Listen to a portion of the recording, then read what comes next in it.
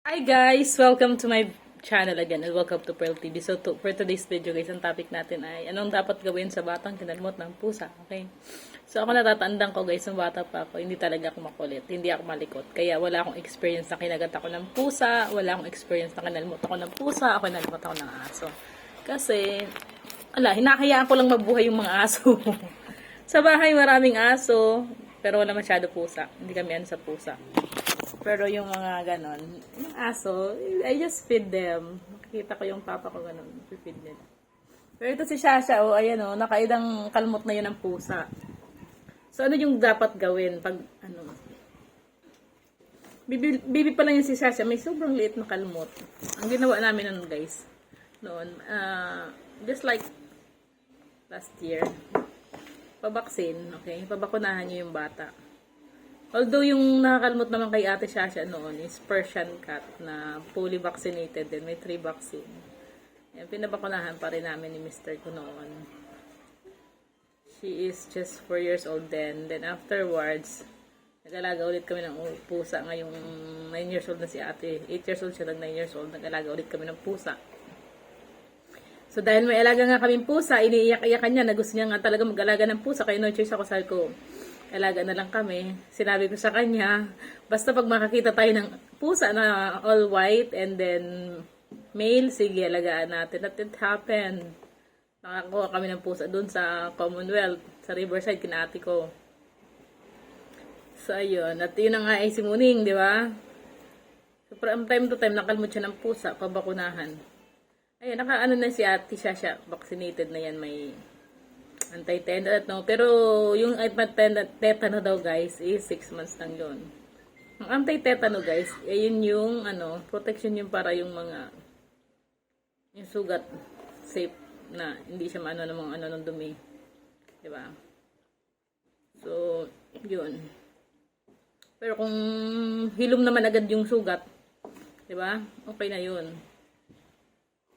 Diba, na sugatan, tapos hinugasan yung maigi, tapos hilom na agad yung sugat. Tapos hindi naman gumagana yung bata.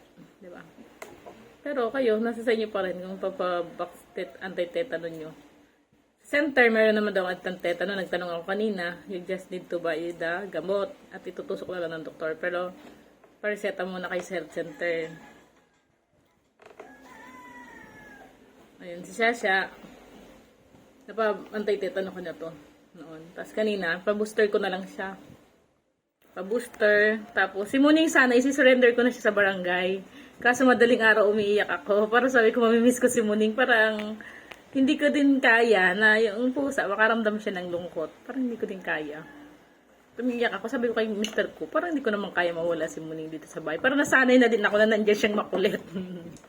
Nasanay na din ako na nandiyan siya na may pampaanan ko. Nasanay na rin ako na habang nagluluto ako, nandyan siya, diba? Parang, diba, pag nasanay ka na, nakakalungkot. And ayoko na, ako yung maging cause ng sadness ng pusa. Kasi okay kami ni Muning, wala kaming problema. Si Shasha lang talaga minsan masyado niyang pinipigilan si Muning, kaya nakakalmot siya. So, wala naman talagang kasalanan si Muning. Si Shasha lang. So, ngayon, ang desisyon ko na lang, pabakunahan na lang siya mamaya ng anti-rabies at deworming. Tapos, binilhan na namin ni Ate Shasha ng cage sa monumento. Okay, ayan. Nag-inom kami ni Shasha ng lagundi, tiwid, kalamansi.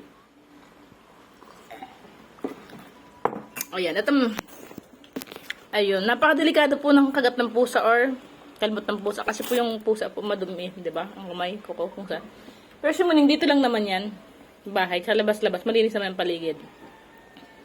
Okay, so pag ang bata nakalmot, lalo na nang hindi ninyo alaga na pusa, importanteng pabakunahan po kaagad.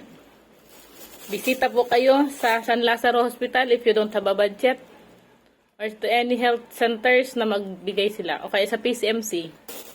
Okay? Si Ate Shasha, dyan ko lang to sa malapit sa Nurse APG. Pero ano lang sa kanila, sabi nila, yung effectivity ng kanilang vaccine is 3 years.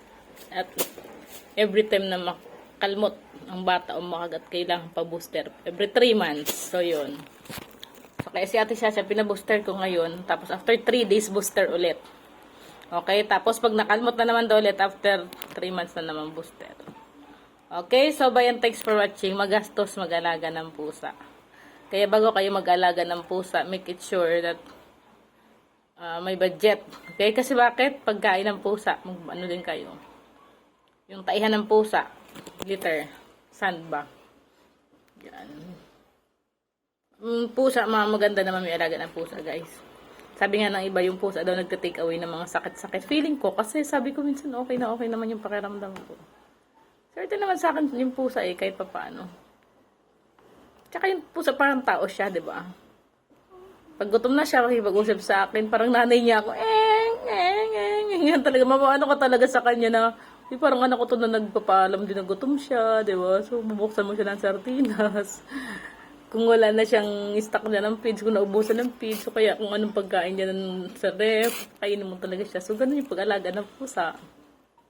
At parang mamimiss ko din yung ganon kapag inalis ko siya dito sa bahay, okay? So, that is siguro nagmamahal lang ako. Nagmamahal na ng pusa.